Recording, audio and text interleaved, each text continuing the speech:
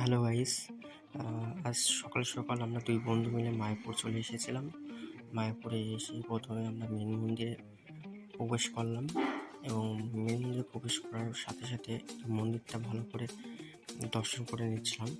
তারপর দর্শন করার কিছুক্ষণ পর আমাদের খুব খিদে পেয়ে গেছিলো, তার জন্য আমরা টিকিট কাউন্টারে টিকিট কাটতে গেছিলাম।